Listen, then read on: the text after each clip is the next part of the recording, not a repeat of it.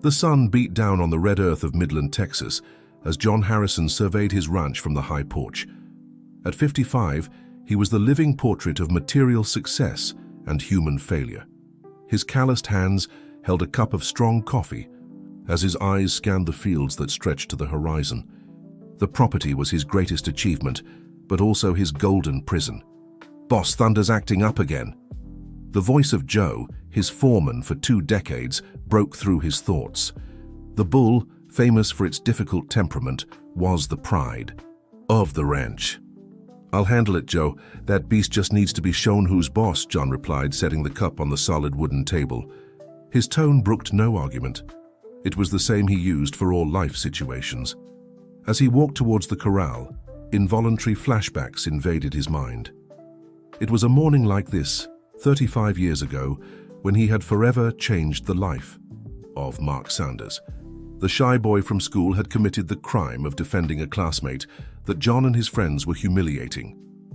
"What's the matter, Saint?" "Gonna defend the weak and oppressed," John had mocked, eliciting laughter from the others. "Here, take this too."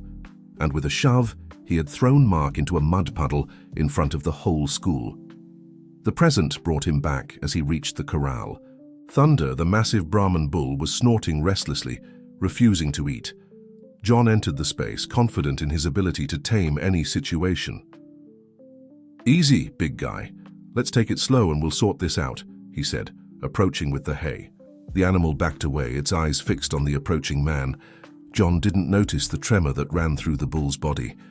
It all happened very quickly.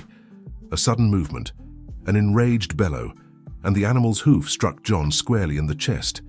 The impact was brutal, throwing him against the fence. The last thing he heard was Joe's desperate shout before darkness engulfed him. Consciousness returned slowly like an old TV warming up, but something was wrong, very wrong. There was no pain, no ground beneath his feet, only darkness, a living, pulsating darkness that seemed to breathe around him. Where am I?" His voice came, out weak, swallowed by the void. That's when it started. At first they were just distant whispers, then increasingly clear voices. Faces began to emerge from the darkness. Faces he knew, faces he had hurt over the years. "You fired me because I wouldn't accept your advances," accused Mary, his former secretary. "You denied me help when my son was sick," lamented Peter, a former employee. "You destroyed my reputation with lies," cried Mrs. Clare, a neighbor. The voices multiplied, each carrying the weight of a hurt, an injustice, a cruelty. John tried to back away, but there was nowhere to go. The darkness was everywhere, and with it the consequences of a lifetime of arrogance. And then, emerging from the gloom like a ghost, appeared Mark. Not the adult Mark he occasionally saw from afar in town, but the mud-covered teenager from A. That fateful day. His eyes carried a weight that John had never really noticed before. "You made my world a worse place," the words came out like a sentence. "After that day, I never felt safe at school again. I gave up my dreams of being a teacher. You didn't just ruin one day of my life, you changed who I was." John felt each word like a stab. It was different now, feeling firsthand what he had made others feel. The pain, the humiliation, the despair, it all hit him with devastating clarity. "Please forgive me," he whispered, tears streaming down his face. "I didn't know, I didn't understand." "Didn't know," Mark's voice echoed in the darkness. "You chose not to know. You chose not to see. You chose not to feel." The darkness began to thicken, transforming into chains that bound him. Every cruel laugh he had ever given, every malicious word he had uttered, every gesture of contempt, it all materialized in links that imprisoned him in this personal hell. Forgiveness. The scream tore from his throat. "I want to change. Give me a chance to change." The world spun, the darkness exploded into 1,000 pieces, and John Harrison opened his eyes to find a white ceiling and the rhythmic beep of cardiac monitors. Beside him, a doctor watched him attentively. "Welcome back, Mr. Harrison. You gave us quite a scare. You were unconscious for 5 days." But John barely heard. In his mind, the faces and voices still echoed, along with a certainty that would never leave him. His life from that moment on would have to be different. Very different. The room at Midland Memorial Hospital seemed strangely welcoming on that November morning. Through the window, John watched the movement of the city, feeling like a stranger in his own body. 5 days had passed since the accident, but for him, it had been an eternity in hell. "Your tests are surprisingly good considering the impact you suffered," explained Dr. Robert, adjusting his gold-rimmed glasses. "But I confess, I'm intrigued by your periods of agitation during the coma. You talked a lot, asked for forgiveness." John swallowed hard. The memories still too vivid to be ignored. "Doctor, do you believe in near-death experiences?" The doctor sat on the edge of the bed, his gaze now more interested than clinical. "I've witnessed fascinating cases throughout my career. Some patients report profoundly transformative experiences. I saw felt things." John hesitated, words seeming inadequate to describe what he had lived through. "It was as if every wrong I've ever done came back to haunt me." A nurse entered the room, interrupting the conversation. "Excuse me, Mr. Harrison. There's someone here to see you, says he's from the church." To his surprise, it was Father Michael, a grey-haired gentleman John knew only by sight. He had never been a religious man. His only relationship with the church was the annual contribution he made for the underprivileged children's Christmas, more out of social obligation than charity. "May I come in?" asked the priest, his gentle smile contrasting with the sobriety of his black cassock. John nodded, feeling an inexplicable need to confide in someone who might understand the incomprehensible. "I heard about your accident and came to see how you're doing," began the priest, sitting in the chair next to the bed. "But something tells me it's not just the body that needs care." The words came out like a torrent. John told everything: the darkness, the voices, the faces, the crushing weight of every bad action he had committed. He talked about Mark, about the guilt that now consumed him, about the desperate desire to do things differently. Father Michael listened to everything in silence, his hands folded in his lap. When John finally fell silent, exhausted, the priest spoke in a serene voice. "You know, John, there's a difference between remorse and true repentance. Remorse paralyzes us in guilt, but repentance moves us to transformation. What you experienced was a painful awakening, but a necessary one. How can I fix so much wrong, Father? How can I undo a lifetime of mistakes?" "You can't undo, but you can rebuild. Each day is a new opportunity for choice. And sometimes God allows us to see hell so that we can choose heaven." At that moment, a shiver ran down John's spine. On the wall opposite his bed, for a split second, he saw a shadow move in an impossible way, as if dancing against the sunlight. He blinked several times, but the vision had disappeared. "Something wrong?" asked the priest, noticing his unease. "No, just an impression," John lied, although he knew that something had fundamentally changed in his perception of the world. In the days that followed, preparing to be discharged, John began to notice other disturbing details. Sometimes he heard unintelligible whispers when he was alone. At certain moments he had the distinct feeling of being watched. It was as if his experience in the limbo between life and death had opened a door that could no longer be closed. One afternoon he received a visit from Joe, the foreman, who brought him news from the ranch.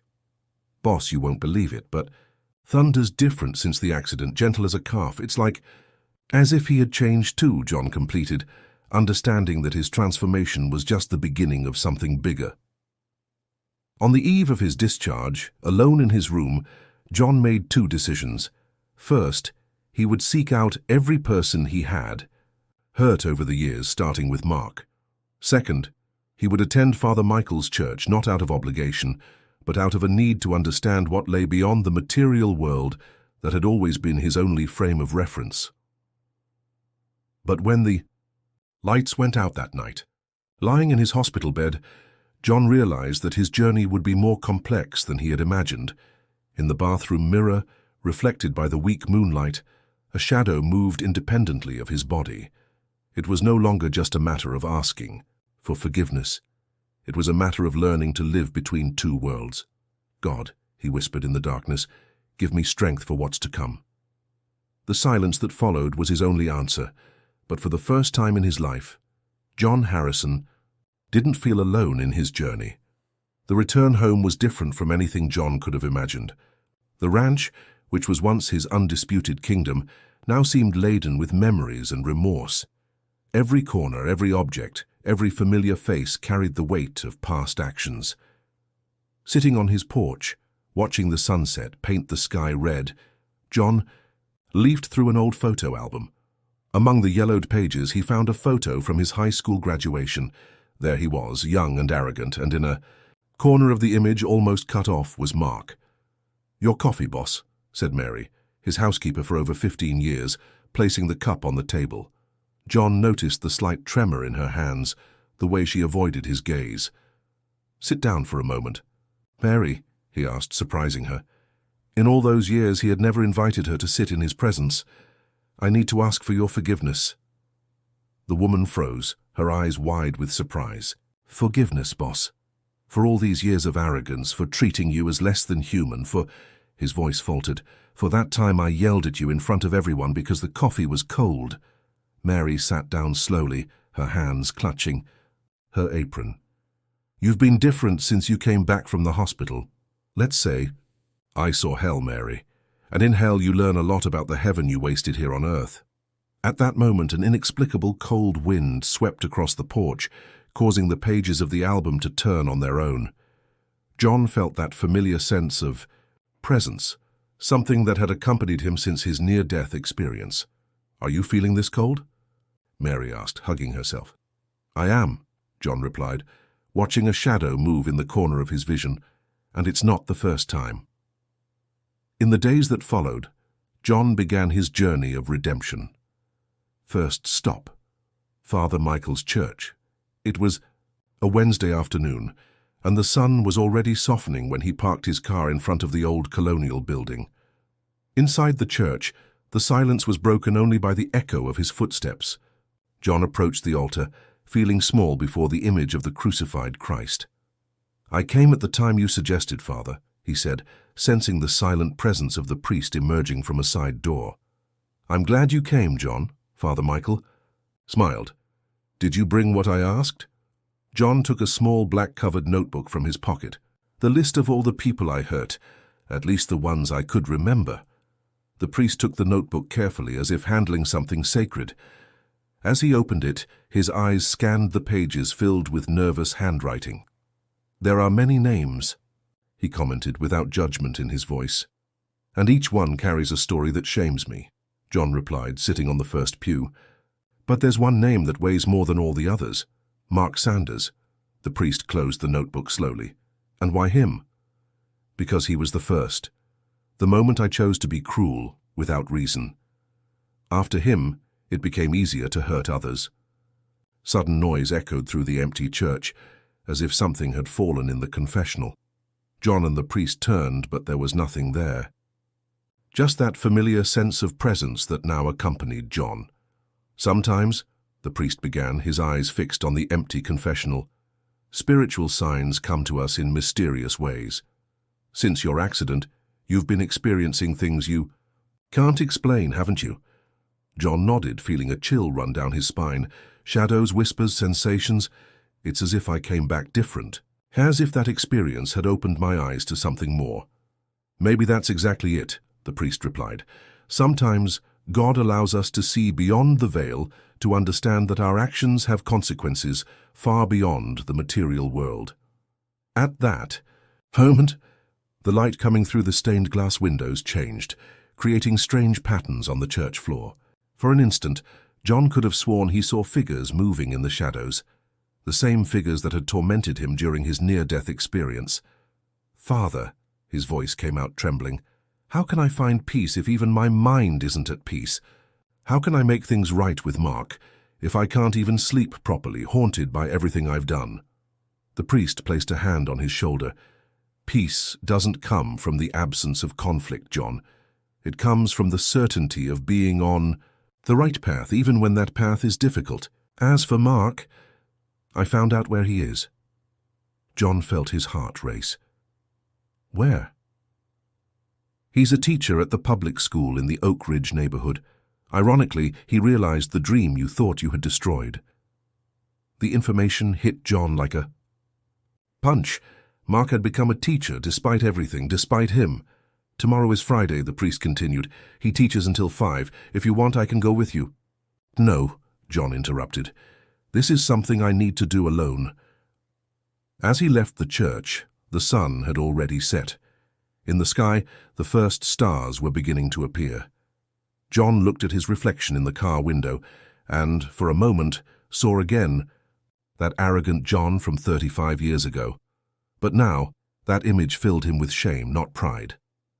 Driving back to the ranch, his thoughts were focused on the next day. How would Mark react to seeing him? What could he say to express 30 years of remorse? And more importantly, did he deserve forgiveness? At home, lying in his bed, John couldn't sleep. The shadows in his room seemed to dance, and the whispers, though incomprehensible, seemed more intense than usual. It was as if the spiritual world was agitated, anticipating the next day's encounter. "I know you're there," he murmured into the darkness. "I know you're watching me.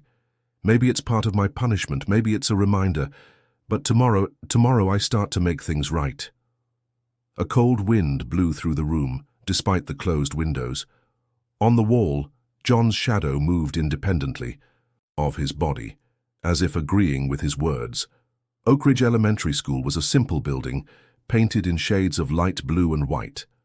John parked his car across the street, watching the children leaving through the gates after the end of classes. His fingers drummed nervously on the steering wheel as he waited. It was 4:30 in the afternoon when he saw him. Mark Sanders, now a middle-aged man like him, carried a worn-out briefcase and was animatedly talking with some students at the gate. His smile was gentle, his gestures welcoming, exactly as John remembered him in adolescence, before that fateful day. "Courage," he muttered to himself, opening the car door. The heat of the Texas afternoon hit him full force, along with a wave of anxiety that almost made him turn back. That's when something strange happened. An icy breeze, completely out of context in that heat, enveloped him, and in the shadows cast by the lampposts, he saw again those impossible movements, as if the spiritual world itself was pushing him forward. "Professor Sanders," he called, his voice more trembling than he would have liked. Mark turned, and John saw the exact moment when recognition hit his eyes. The smile disappeared, replaced by an expression that mixed surprise and something else, something that looked like fear. John Harrison," Mark said, quickly dismissing the students who were still nearby. "Can we talk?" John asked, maintaining a respectful distance. Mark hesitated, his eyes studying the man in front of him. "Why? After so long, why now?" "Because," John swallowed hard, searching for the right words, "because I finally understood the harm I caused, and because I need to ask for your forgiveness."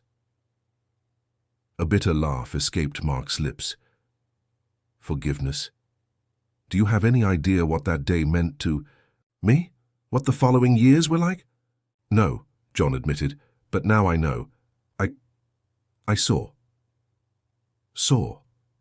What do you mean you saw?" John looked around. The sun was starting to set, painting the sky orange. "Can we talk somewhere more private?" Mark seemed to consider the proposal for a long moment. "There's a small diner nearby. I usually grade papers there." The establishment was small and cozy, with only a few tables occupied at that hour. They chose a more secluded corner, where John began to tell everything: the accident, the near-death experience, the personal hell he experienced, the presences that now accompanied him. "You expect me to believe this?" Mark asked when he finished, but his voice had lost some of its initial hostility. "I don't expect anything," John replied honestly. "I just needed you to know that I understood, that I felt firsthand all the harm I caused, that—" His words were interrupted when all the lights in the diner flickered simultaneously. A shiver ran down both men's spines. "Did you see that?" Mark asked, his eyes wide. "I've been seeing things like that since I came back," John admitted. "It's as if the other side is always present now." Mark leaned back in his chair, running a hand over his face.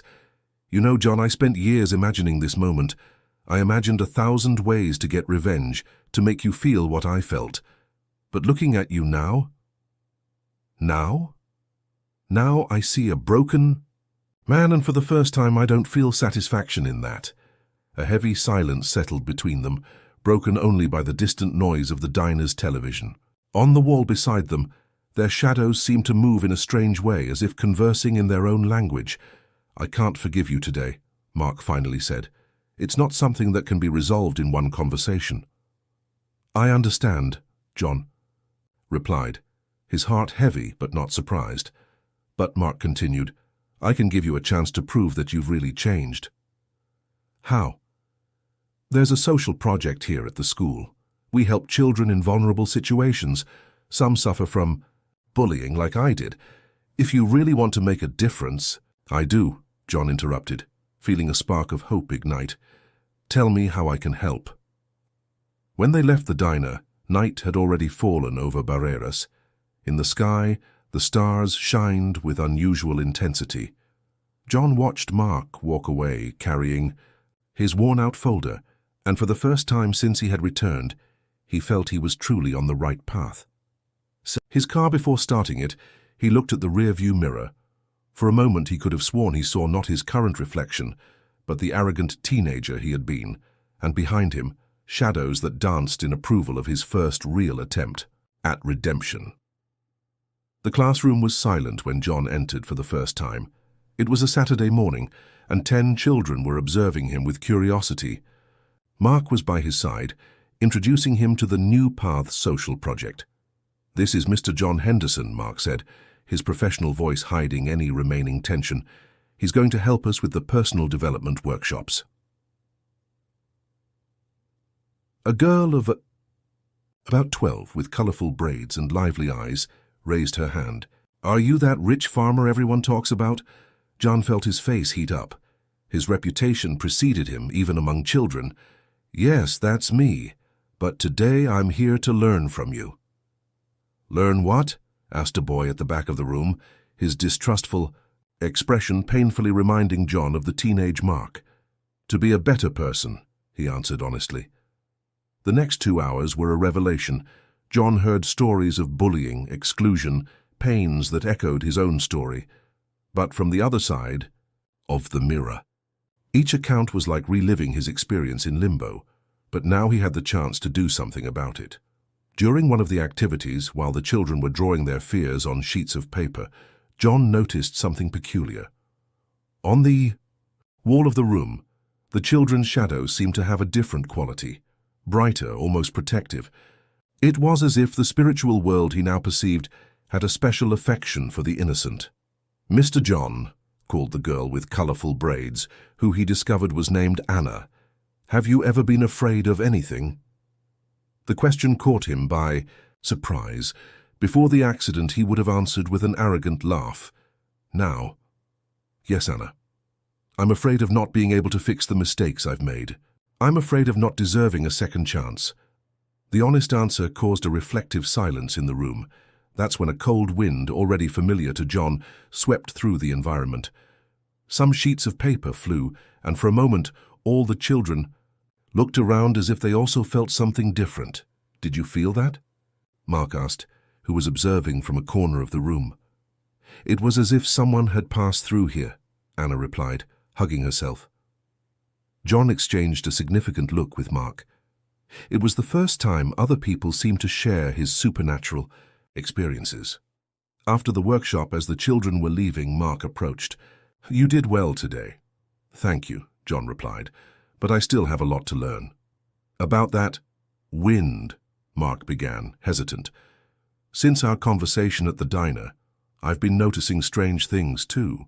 As if the veil between worlds was thinner," John completed. "Exactly." Mark paused, organizing papers on his desk. "Maybe your experience opened a door not just for you." That night, back at the farm, John found Mary in the kitchen preparing dinner. The housekeeper noticed something different in his demeanor. "You seem lighter today," she commented. "I feel different, Mary, as if each small step in the right direction makes the burden lighter." As they talked, John noticed a movement in the corner of the kitchen. A shadow detached from the wall, taking for a moment the shape of a human figure. But unlike other times, he didn't feel fear. The presence seemed approving. "Mary," he called, his voice soft. "Do you believe in angels?" The housekeeper stopped, what she was doing, looking at the same corner as John. "I've always believed, boss. Why?" "Because I think we're not alone on this journey." In the days that followed, John dove headfirst into the project. He used his contacts and resources to improve the school's structure, bought new materials, and, more importantly, dedicated his time and attention to each child. On a particularly significant afternoon, after another workshop, Anna sought him out with tears in her eyes.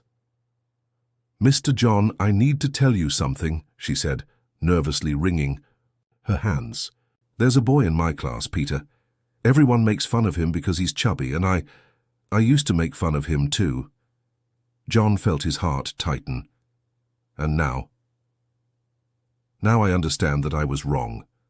After what you told us, your story, I don't want to be like that. I don't want to make anyone suffer." At that moment, all the lights in the room flickered, and a warm wind, different from the usual cold, enveloped them both. Anna's eyes widened. "Did you see that? It felt like a hug." John smiled, tears forming in his eyes. "Yes, Anna, I think someone up there is happy with your decision." Later, talking to Mark about what happened, John realized that his journey was affecting more people than he had imagined. The teacher admitted that his own old scars were beginning to heal. "You know, John," Mark said, "maybe your accident wasn't just about you. Maybe it's about all of us." On the wall of the teacher's room, their shadows moved in sync, as if dancing a dance of reconciliation that transcended the material world. Autumn arrived in Barreiras, bringing milder temperatures and winds that carried more than just dry leaves. For John, each day brought new discoveries about the invisible world he now perceived so clearly. It was a Tuesday when the past came knocking on his door, literally. Mary found him on the porch, where he was watching the sunset. "Boss, there's a lady who wants to speak with you, Mrs. Clarissa from town."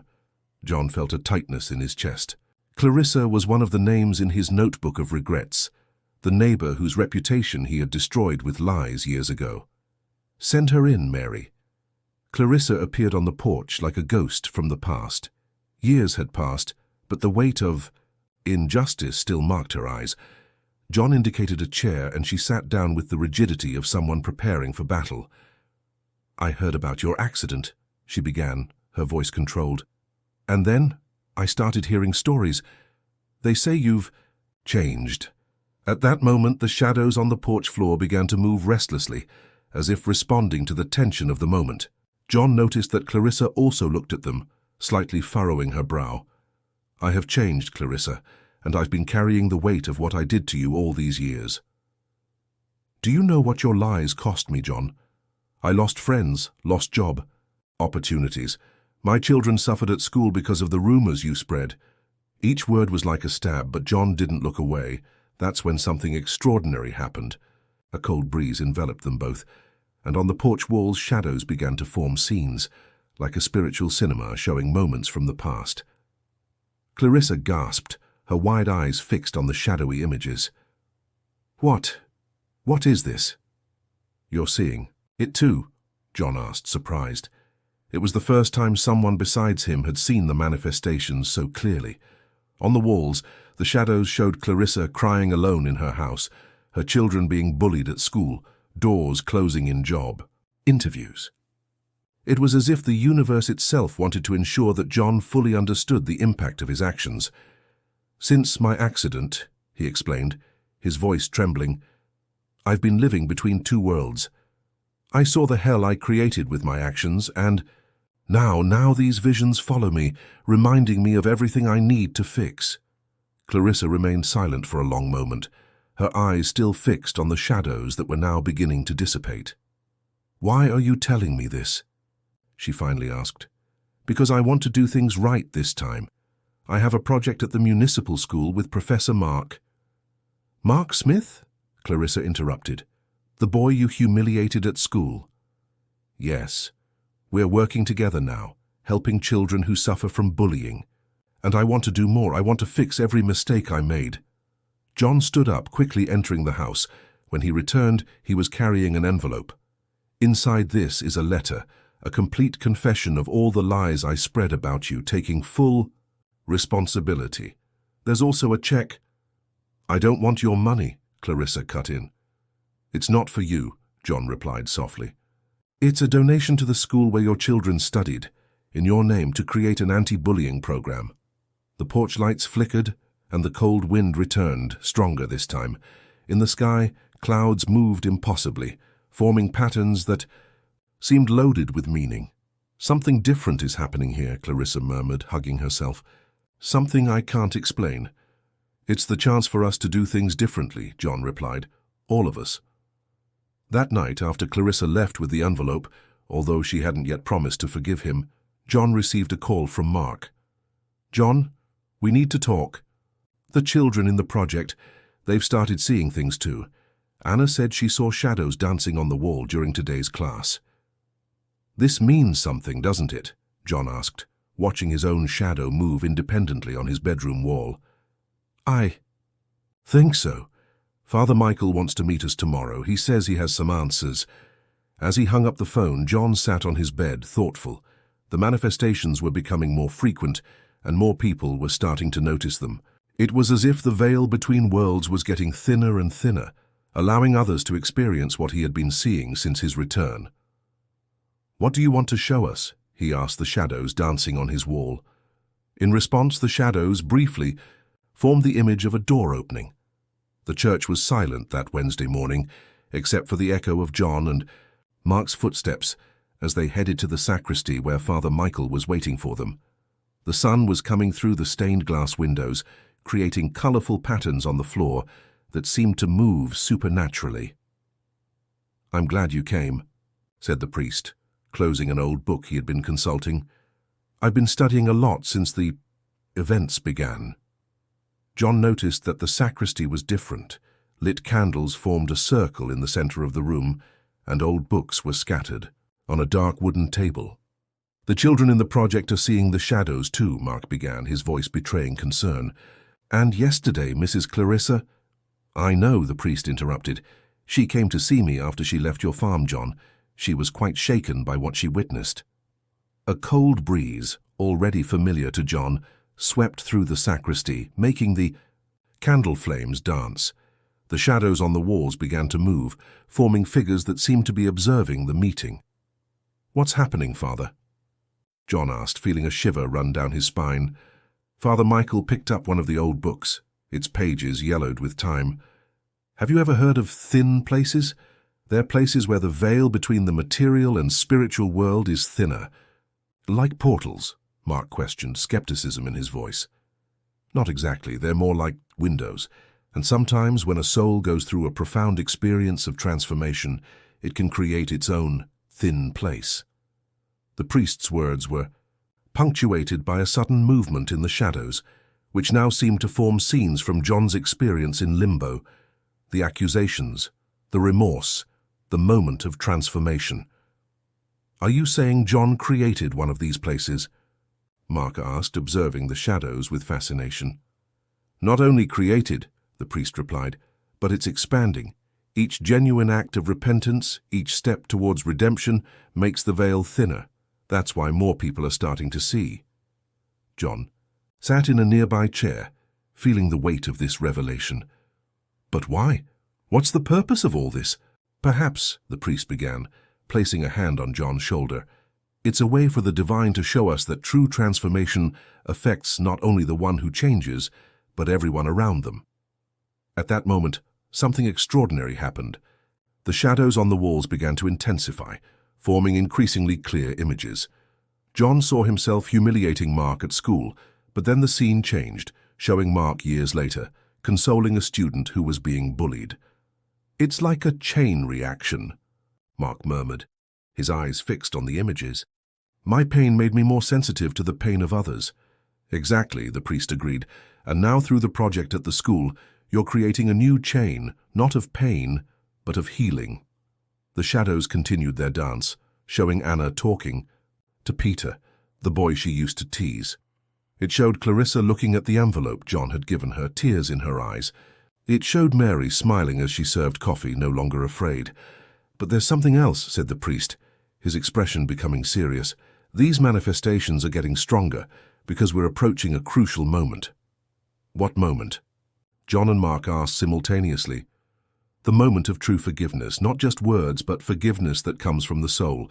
And when that happens—" The priest was interrupted by a sharp sound. All the candles went out simultaneously, plunging the sacristy into a twilight broken only by the light from the stained glass windows. "What was that?" Mark asked, his voice tense. "A warning," the priest replied, relighting the candles one by one. "The spiritual world is telling us that we need to be prepared. The real test is yet to come." John felt a weight in his chest. "What test?" "That," said the priest, "only you can discover. But remember, just as your past actions created waves of pain, your present actions are creating waves of healing. And waves always return to their source." As they left the church, John and Mark stopped on the steps, observing the movement of the city. The sky was peculiarly blue, and the shadows of passers-by seemed to carry their own stories. "Do you think we'll be able to do it?" John asked. "Complete this transformation?" Mark looked at him for a long time before answering. "I think we've already started. And maybe that's the point. It's not about finishing, it's about continuing to change." On the way back to the farm, John reflected on everything he had discovered. The shadows in his car danced on the dashboard, as if agreeing with his thoughts. Something big was coming, he could feel it, and this time he wasn't afraid anymore. The sky over Barreiras dawned heavy that Friday. Dark clouds gathered on the horizon in an unnatural way, as if time itself was responding to the spiritual changes happening in the city. At the school, John was conducting another workshop for the social project when the first thunders began to resound. The children looked at each other, restless, while the shadows on the walls seemed more agitated than usual. "Mr. John," Anna called, her voice trembling slightly. "The shadows are different today." She was right. The manifestations that were once subtle now seemed more intense, more urgent. On the wall of the room, the shadows formed increasingly vivid scenes. Moments of pain, repentance, and transformation, not only of John, but of all those present. "Something is about to happen," Mark murmured, who was observing everything from his usual place at the back of the room. That's when Mary burst through the door, soaked and breathless. "Boss, Thunder, he escaped from the corral. He's out of control." John felt his heart race. The same bull that had almost killed him was loose, representing a real danger to everyone on the farm. "Cancel the workshop," he said to Mark, already heading for the door. "I need to resolve this." "I'm coming with you," Mark replied, surprising. Everyone, including himself. The rain was falling in dense curtains when they arrived at the farm. Employees were running from one side to the other, trying to control the situation. Thunder had knocked down part of the fence and was now wandering through the pasture, his eyes glazed, as if seeing something others couldn't see. "He's different," Joe shouted over the noise of the storm. "He seems possessed." John observed the animal. The shadows that were now part of his life danced around the bull, as if trying to communicate something. That's when he understood. "It's a test," he said, remembering Father Michael's words. "John—" "Joe!" Mark shouted as he saw the farmer walk towards the enraged animal. But John continued. The rain soaked his clothes as he slowly approached Thunder. The shadows around the bull intensified, and John could clearly see now. They were scenes from the day of the accident, repeating like a spiritual film. "You're part of this too, aren't you?" He spoke softly to the animal. "Part of my transformation." Thunder snorted, pawing at the muddy ground. His eyes, previously glazed, focused on John. In the shadows dancing around, John saw something that made him gasp, the exact moment the bull hit him, but this time from the animal's perspective. There was fear there, not anger. "I was afraid too," John continued, taking another step. "Afraid of changing, of admitting my mistakes. of asking for forgiveness. A particularly strong thunder shook the earth, and the bull charged. John heard screams in the background, but stood firm. In the last second, when the animal was inches from him, something extraordinary happened. All the shadows around converged, forming a barrier between man and animal. Thunder stopped abruptly, as if he had hit an invisible wall. His eyes met John's, and at that moment something passed between them, an understanding beyond words. "John!" Mark's voice cut through the moment. He had approached, ignoring the danger. "Are you okay?" The bull turned his attention to Mark, and John felt his heart stop. But the animal merely lowered his head, as if in a reverence, before turning and walking calmly back to the corral. The rain began to diminish, and the shadows gradually returned to normal. Employees were running to fix the fence, while John and Mark stood still, soaked and trembling. "What happened here?" Mark asked, his voice barely above a whisper. "I think we just passed the test," John replied. "Or at least part of it." That night, gathered on the farm's porch with Father Michael, who had been called in a hurry, the three men tried to understand the day's events. "The manifestations are getting stronger," the priest observed, looking at the shadows that were still dancing restlessly on the walls. "The veil is almost transparent now." "But why?" Mark asked. "Why all this?" "Because," the priest replied, his eyes shining with understanding, "you're ready for the final moment, the moment of true forgiveness." John and Mark looked at each other, and in the shadows between them, scenes from their shared past danced, like silent reminders of what was at stake. "And when that happens?" John asked. "When it happens," said the priest, watching the shadows move, "something much bigger than the two of you will be transformed." Sunday dawned different in Barreiras. A golden light bathed the city, as if the sun itself wanted to participate in the events that were to come. In the church, the pews were packed for the 9 o'clock Mass, a Mass that no one who was present would ever forget. John was sitting next to Mary, restless. Since the incident with thunder, the spiritual manifestations had intensified impressively. Shadows danced openly on the church walls, and now everyone could see them. Mark entered, through the side door, accompanied by Anna and other children from the project. His eyes met John's, and a silent understanding passed between them. The moment was coming. Father Michael began the celebration, but it soon became clear that this would not be an ordinary Mass. The altar candles lit and extinguished themselves, and the stained glass windows projected impossible patterns of light on the church floor. "Today," the priest began, his voice reverberating peculiarly, "we will talk about transformation, about how a single act of true repentance can change not just one life, but an entire community." The shadows on the walls began to tell stories. Those present watched, hypnotized, as scenes from the past unfolded. John humiliating Mark at school, the accident with the bull, the journey through personal hell, the beginning of the social project, the storm with thunder. "Mr. John," Anna called, who was sitting in the back pew, "look." In the center of the church aisle, a shadowy figure began to form.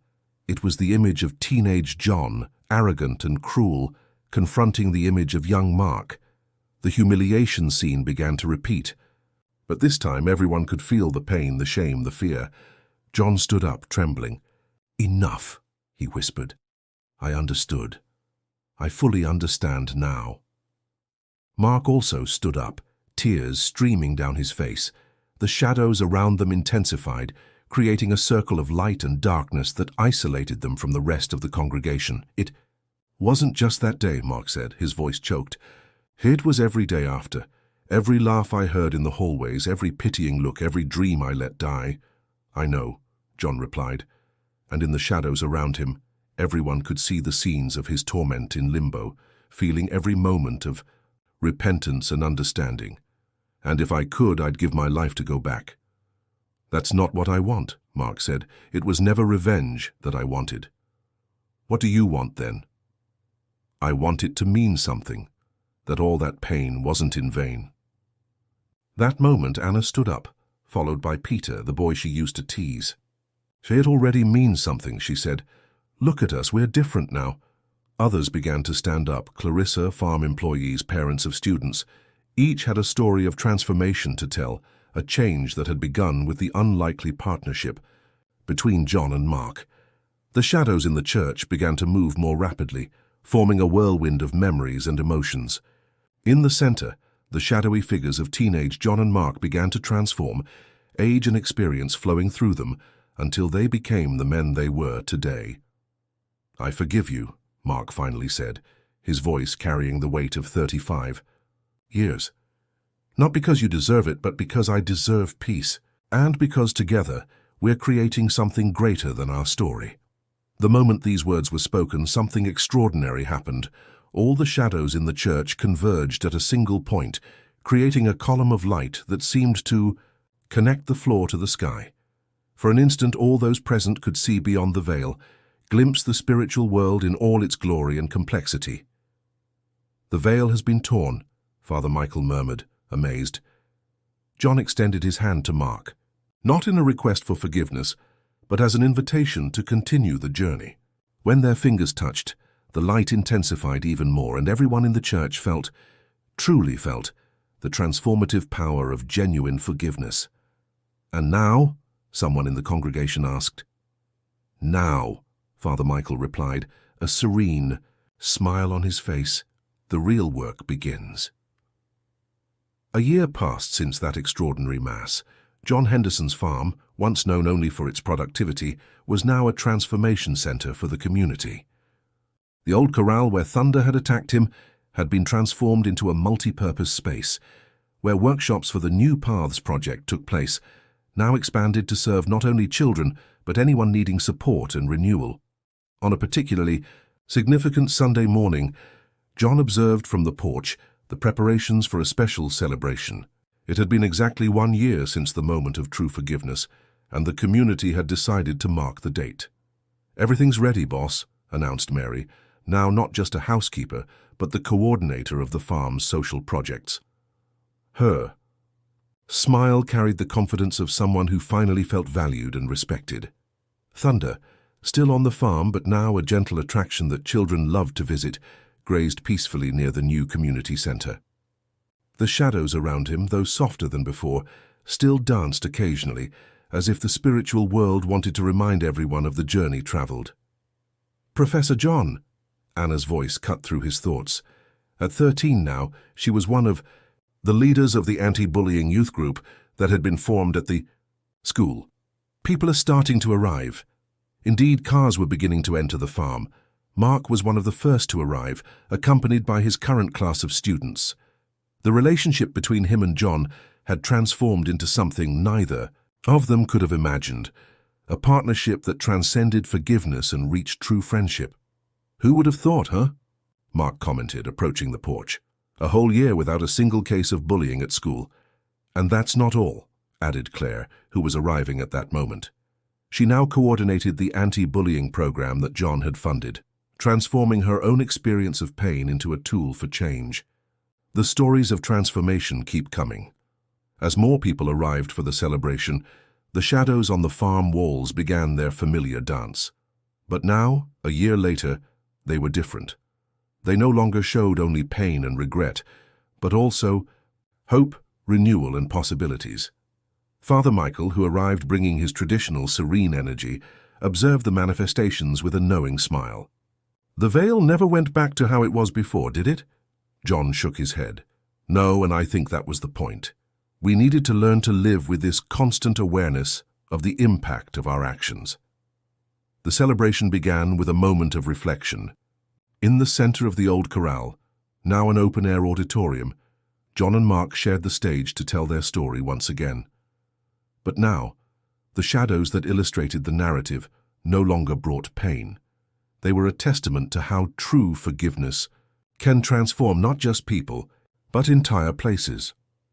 "On that Sunday a year ago," Mark began, his voice firm, "we discovered that transformation isn't a destination, it's an ongoing journey.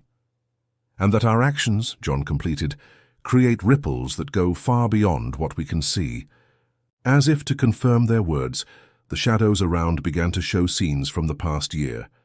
Anna helping Peter face teasing, Claire rebuilding her reputation in town, Mary leading meetings with confidence, thunder gently allowing children to feed. Him.